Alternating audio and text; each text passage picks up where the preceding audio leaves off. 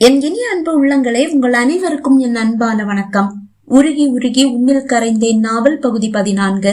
வாங்க தொடர்ந்து கதையை கேட்கலாம். அக்ஷரா சித்தியின் அருகில் இருக்கும் மற்றொரு நாற்காலியில் சென்று அமரும் போதுதான் காஃபியை பருகாமல் அமர்ந்திருக்கும் அனஸ்வரின் விழிகள் குறிப்பிட்ட அந்த இடத்தில் வியப்போடு பதிந்து கிடப்பதை கண்டு எதை இப்படி வியப்போடு பார்க்கிறான் என்று அறிய அவன் விழிகள் பதிந்து கிடக்கும் இடத்தை நோக்கி தன் விழிகளை நகர்த்தியவளுக்கு அதிர்ச்சி. இதே நேரம் அனஸ்வரின் மனதில் அன்றைய நிகழ்வு ஓடிக்கொண்டிருந்தது. பாட்டியின் அருகில் கிடக்கும் சட்டை அது அவன் சட்டை அல்லவா? அது அன்று அவன் செல்போனை எடுப்பதற்காக அறைக்கு திரும்பி வரும்போது அக்ஷரா பீரோவில் இருந்து எடுத்து அவளது பெட்டியில் வைத்த அதே சட்டை. அவனுக்கு பிடித்த ஒரு நிறம். அந்த சட்டை இப்போது வீட்டில் இல்லை. ஒரு முறை அதை தேடிய நினைவு அவனுக்கு வந்தது. அது என்னோட சட்டை தானே? அனஸ்வர் கேட்க பாட்டி சிரித்தார். அக்ஷராவுக்கு மயக்கமே வந்துவிட்டது. ஆமா தம்பி, எங்க போனாலும் நீங்க கூடவே இருக்கணும்னு அக்ஷரா ஆசைப்படுறா. அதனாலதான் உங்க சட்டையை எப்பவும் கூடவே வச்சுக்கிறா. பாட்டி குறும்பாக கூற அனஸ்வரின் மனதில் எழுந்த குற்ற உணர்ச்சி இன்னும் அதிகமானது. என்னை இந்த அளவு நேசிக்கிற இவளையா நான் இத்தனை நாள் தள்ளி வச்சேன்? கல்பனா அம்மா கிட்ட இவ பேசினது தப்புதான். ஆனாலும் அதை கண்டிச்சு மன்னிச்சு விட்டு இருக்கலாமே. இந்த அளவு இழுத்துட்டு போய் அவளை இவ்வளவு தனிமைப்படுத்தி இருக்க கூடாது. தன்னையே நொந்து கொண்டவன் இன்னைக்கு எல்லாத்துக்கும் முடிவு கட்டணும் என்று நினைத்தான். காஃபியை பருகி முடித்து விட்டு கப்பை மேஜை மீது வைத்தவன் அங்கள காணோம் என்றான். ஆபீஸ் போயிருக்காருப்பா, இப்ப வந்துடுவாரு. சித்தி கூறவும் சித்தப்பா உள்ளே வரவும் சரியாக இருந்தது. அட அனஸ்வர், எப்பப்பா வந்த? இப்பதான் அங்கிள் வந்தேன். எப்படிப்பா இருக்க? நல்லா இருக்கேன் அங்கிள். ஆபீஸ் முடிஞ்சு இப்பதான் வரீங்களா அங்கிள்? இல்லப்பா, வர்ற வழியில டாக்டரையும் பாத்துட்டு வரேன். டாக்டர் என்ன சொன்னாரு? ஒரு 2-3 நாள்ல வீட்டுக்கு போயிடலாம்னு சொன்னாருப்பா. சிறிது நேரம் சித்தப்பாவோடு பேசிக் கொண்டிருந்த அனஸ்வர், சரிங்கள், எனக்கு தெரிஞ்ச ஒருத்தர் இங்க அட்மிட் ஆகி இருக்காரு, நான் அவரை பாத்துட்டு வந்துடுறேன் என்று கூறி எழுந்து வெளியே சென்றான். அவன் வெளியே செல்லும் வரை பொறுமையாக காத்திருந்த அக்ஷரா பாட்டியை முறைத்தாள். பாட்டி, அவர் இந்த சட்டை என்னதானு கேட்டாரு, வேற ஏதாவது உங்ககிட்ட கேட்டாரா? எதுக்கு நீங்க தேவையில்லாம அவர்கிட்ட என்ன கோத்து விடுறதுலயே குறியா இருக்கிறீங்க? இந்த சகுனி வேலை உங்களுக்கு எதுக்கு? நீ வேணும்னா அனஸ்வரை தூக்கி அகல்யாவுக்கு கொடுத்துட்டு எதுவுமே தெரியாத மாதிரி எங்க முன்னாடி நடிச்சிட்டு மனசுக்குள்ள அழுதுட்டு இருக்கலாம். ஆனா நீ மனசுக்குள்ளேயே அழுறதையும் வேதனைப்படுறதையும் பார்த்துட்டு என்னால சும்மா எல்லாம் இருக்க முடியாதுமா. அதுக்காக அகல்யா வாழ்க்கைய நாசம் பண்ண சொல்றீங்களா? நான் யார் வாழ்க்கையும் நாசம் பண்ண சொல்லல. அகல்யா வேணும்னா வேற யாரையாவது கல்யாணம் பண்ணிக்கிட்டும். ஏன் அனஸ்வர் தான் வேணும்னு அவளுக்கு என்ன அவ்வளவு பிடிவாதம்? எனக்கு என்னவோ அனஸ்வர் அகல்யா கூட வாழ்ந்துட்டு இருக்கிற மாதிரி தோணல. அனஸ்வருக்கு உண்மைதான் பிடிச்சிருக்கு. உன்னை பாக்குற பார்வையிலேயே காதல் வழியுது. அது என்ன பாக்குற பார்வை இல்ல பாட்டி, அகல்யாவை பாக்குற பார்வை. எனக்கு அப்படி தெரியல. அனஸ்வர் பேசும்போது ஒரு விஷயத்த சொன்னாரே, கவனிச்சியா? நமக்கிடையில ஏதாவது பிரச்சனை இருந்தா அது நமக்கிடையில மட்டும் இருக்கணும், அடுத்தவங்களை பாதிக்கிற மாதிரி கொண்டு வரக்கூடாதுன்னு. இதுல இருந்தே அவங்க 2 பேரும் ஒன்னா வாழலன்னு உனக்கு புரியல? அவங்க 2 பேருக்கு இடையில ஏதோ பிரச்சனை இருக்கு. அந்த பிரச்சனை வேற எதுவும் இல்ல, ஓ மேல இருக்கிற காதல் தான். எனக்கு அப்படிதான் தோணுது. பாட்டி, நீங்க இப்படியே பேசி பேசி 2 பேரையும் பிரிச்சு வச்சிடுவீங்க போல இருக்கு. எதுக்கு உங்களுக்கு இந்த சின்ன புத்தி? பெரிய மனுஷி தானே, பெரிய மனுஷி மாதிரி நடந்துக்கங்க. தேவையில்லாம அடுத்தவங்க விஷயத்துல மூக்க நுழைச்சு பிரச்சனைய பெருசாக்க வேண்டியது. அவர்கள் பேசிக் கொண்டிருக்கும் போதே அனஸ்வர் அறைக்குள் வந்தான். அவர்களது உரையாடல் அப்படியே நின்று போனது. பாட்டி பேத்தி 2 பேரும் ஏதோ காரசாரமா பேசிட்டு இருந்தீங்க போல. என்ன பார்த்ததும் அப்படியே பேச்சு நின்னு போச்சு. இல்ல, அப்படியெல்லாம் எதுவும் இல்ல. அக்ஷரா சமாளித்தாள். என்ன பாட்டி, உங்க பேத்தி உங்களை திட்டிட்டு இருந்த மாதிரி தோணிச்சு? ஆமாப்பா, நமக்கு அனுபவம் ஜாஸ்தி. அந்த அனுபவத்துல நம்ம ஏதாவது சொன்னா இவங்களுக்கு குத்தமாவே தெரியுது. எல்லாத்தையும் குறை சொல்லிட்டே இருக்காங்க. அப்படி நீங்க என்ன உங்க பேத்திக்கு பிடிக்காதது சொல்லிட்டீங்க? நல்ல விஷயம் தாப்பா சொன்னேன், ஆனா கேட்க மாட்டேங்கிறா. தன் கை கடிகாரத்தில் நேரத்தை பார்த்தவன், ஓகே நான் கிளம்புறேன் பொதுவாக கூறியவன் அக்ஷராவை பார்த்தான். அக்ஷரா, ஆண்டி பக்கத்துல பாட்டி அங்கிள் எல்லாரும் இருக்காங்கல்ல, நீ என் கூட கிளம்புறியா?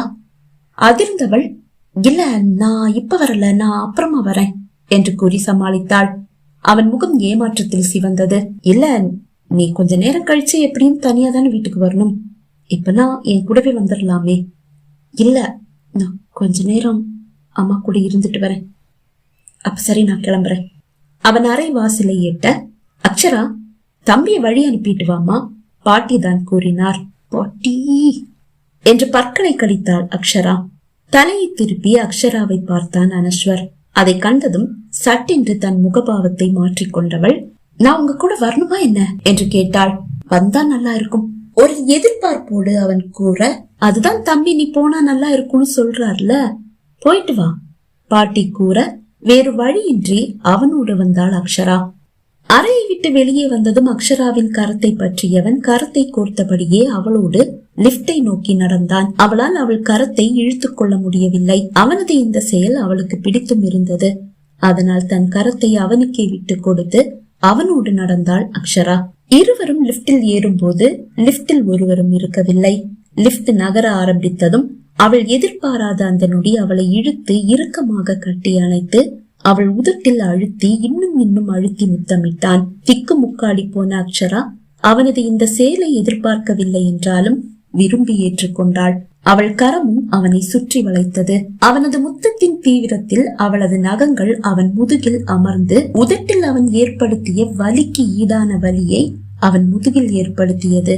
அவளை விட மனமில்லாமல் இன்னும் அழுத்தி முத்தமிட்டவன் லிப்ட் நிற்க போகிறது என்று அறிந்து மெதுவாக அவளை விடுவித்தான்.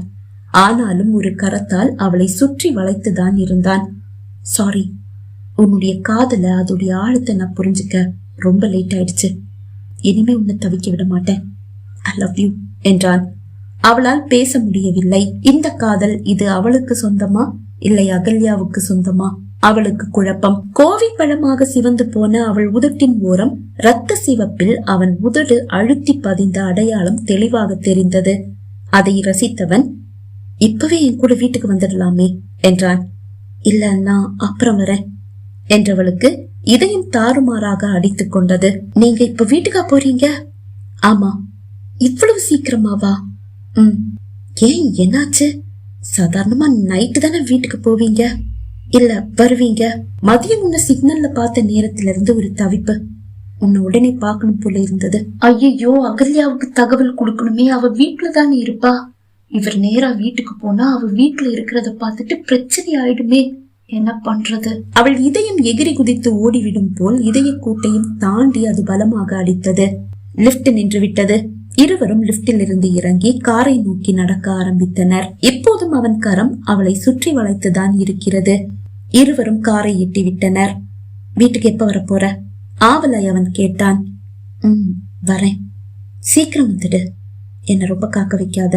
அவளை விடுவித்து விட்டு காரில் ஏறி அமர்ந்தவனின் மனதில் ஏதோ ஒரு தவிப்பு. ஏனென்று தெரியவில்லை, அவளை நிரந்தரமாக பிரிய போவது போல் மனதில் ஒரு வலி. சட்டென்று அவளை இழுத்து தன் மீது போட்டு மீண்டும் அவள் இதழை பதம் பார்த்த பின் மெல்ல விடுவித்தான். ஆனால் இப்போது அக்ஷரா இதழ்கள் அவன் இதழில் அழுத்தமாக பதிந்து கிடக்கிறது. இந்த முத்தம் அவன் போதையை ஏற்றியது. அவளது மூடிய விழிகளை ரசித்தவன் அவள் முகத்தில் வீழ்ந்து கிடக்கும் முடி இழைகளை விரல்களால் மெல்ல கோதி ஒதுக்கினான். இப்போது அவள் விழிகள் மெல்ல திறந்தன. அது பனித்திருக்கிறது. எதனால் இந்த கண்ணீர் அவனுக்கு புரியவில்லை. ஆசையாய் அவளை பார்த்தவன், சீக்கிரம் வந்துடுவல்ல, உன்னுடைய முத்தம் என்ன ஏதோ பண்ணுது, என் கூடவே வந்துட பிளீஸ் என்றான். அவளுக்கும் அவனோடு சென்றிட ஆசைதான். ஆனால் என்ன செய்வது? இல்ல, நான் அப்புறம் வரேன். ஏன் இந்த பிடிவாதம்? என் மேல இருக்கிற கோபம் இன்னும் போகலையா? இல்ல, அப்படியெல்லாம் இல்ல. அக்ஷரா, உங்ககிட்ட ஏற்பட்ட மாற்றத்தாலதான் நான் உன்னை தள்ளி வச்சேன், நீ பண்ண தப்புக்காகவும் சேர்த்து. ஆனா இப்ப உங்ககிட்ட பழைய அக்ஷராவை பாக்குறேன், நீ வேணும்னு எனக்கு தோணுது. அவள் பதில் ஒன்றும் கூறவில்லை. உன் கோபம் இன்னும் போகலன்னு தோணுது. ஓகே, உன்னுடைய கோபத்தை நான் இன்னைக்கு போக்கிடுறேன். அவனது கார் மெல்ல கிளம்பியது. அவள் கையசைக்கும் போது அவள் விழிகள் நிறைந்து வழிந்தன. சட்டென்று அவளுக்கு அகல்யா நினைவு வர அவசரமாக சித்தியின் அறையை நோக்கி ஓடினாள். அறைக்கு வந்தவள் தன் செல்லை எடுத்து அகல்யாவை அழைத்தாள். 2 முறை பெல் அடித்து ஓய்ந்தது. 3வது முறை அவள் அழைக்க அழைப்பை ஏற்ற அகல்யா, என்னடி இது, போனை எடுக்காட்டி அனஸ்வர் பக்கத்துல இருக்காருன்னு புரிஞ்சுக்க மாட்டியா? சும்மா நோய்னு கூப்பிட்டுட்டே இருக்க. எங்களை கொஞ்சம் நிம்மதியா சந்தோஷமா இருக்க விடவே மாட்டியா? உனக்கு அப்படியே மூக்குல வேர்க்குமோ? உன் பக்கத்துல இருக்கிற அனஸ்வர் இதோ இப்பதான் சித்திய பாத்துட்டு ஹாஸ்பிட்டல்ல இருந்து போனாரு. என்னடி சொல்ற? அனஸ்வர் எப்படி ஹாஸ்பிட்டல் வந்தாரு? அவருக்கு தெரிஞ்ச யாரையோ பாக்குறதுக்காக ஹாஸ்பிட்டல் வந்திருக்காரு. அங்க என்ன பாத்துட்டாரு, நீன்னு நினைச்சு ரூமுக்கே வந்துட்டாரு. ஐயோ, நான் தான் சித்தி கிட்ட அனஸ்வர் கண்ணுல உன்னை படாம இருக்க சொன்னேன்ல. என்னடி பேசிட்டு இருக்க? நான் என்ன அனஸ்வர் கண்ணு முன்னாடி போய் நிக்கவா செஞ்சேன்? அவர் தான் நான் இருந்த ஹாஸ்பிட்டலுக்கு வந்தாரு. இதுல என்னுடைய தப்பு என்ன இருக்கு? சரி, உனக்கு பார்த்துட்டு எதுவும் சொல்லலையா? எதுவும் சொல்லல. ஆனா இப்ப அவருக்கு உண்மையில இருக்கிற கோபம் எல்லாம் போயிடுச்சு. அத மட்டும் தெளிவா சொல்லிட்டு போனாரு. அவர் வரும்போது முகத்தை தூக்கி வச்சுக்காத, சிரிச்சுட்டு இரு. ஆமா, நீ இப்ப வீட்லயா இருக்க? இல்ல, நான் ஷாப்பிங் வந்திருக்கேன். ரொம்ப நல்லதா போச்சு. நீ உடனே வீட்டுக்கெல்லாம் போயிடாத. அவர் வீடு போய் சேர்ந்ததுக்கு அப்புறமா ஹாஸ்பிட்டல்ல இருந்து வீட்டுக்கு போற மாதிரி போ. சரி சரி என்றவள் அழைப்பை துண்டித்து விட்டு யோசித்தாள். இந்த அனஸ்வர் அக்ஷராவை பார்க்கும்போது அப்படியே தலைகீழா மாறிடுறானே. ஏன்? எது எப்படியோ என் மேல இருக்கிற கோபம் போனா சரிதான். என் காலிலேயே விழுந்து கிடந்தா எனக்கு சந்தோஷம்தான். இந்த அக்ஷராவால எனக்கு இப்படி ஒரு நல்லது நடக்குதுன்னா நடக்கட்டுமே.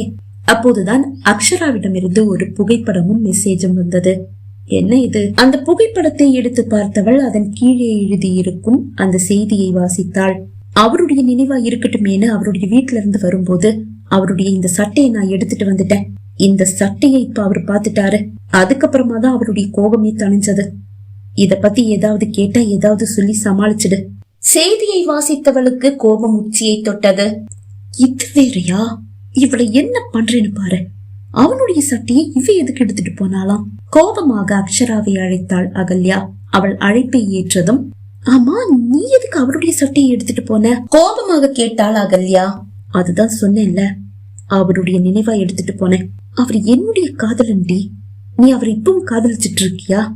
நான் தான் சொன்னேன்ல, அவர் உன்னுடைய காதலனா இருக்கலாம், ஆனா என்னுடைய புருஷன் அது என்னைக்குமே அப்படிதான். அவரை நான் காதலிக்கிறது என்னுடைய தனிப்பட்ட விஷயம். இதுல நீ மூக்க நுழைக்காத. இதனால உனக்கோ உன்னுடைய வாழ்க்கைக்கோ எந்த பாதிப்பும் கிடையாது. அதனால பேசாம வாயை மூடிட்டு இரு. நீ சொன்னது என்னவோ சரிதான். உன்னால என் வாழ்க்கையில இதுவரைக்கும் எந்த பிரச்சனையும் வராததால உன்னை நான் சும்மா விடுறேன். இல்லைன்னா உண்டு இல்லைன்னு பண்ணியிருப்பேன்.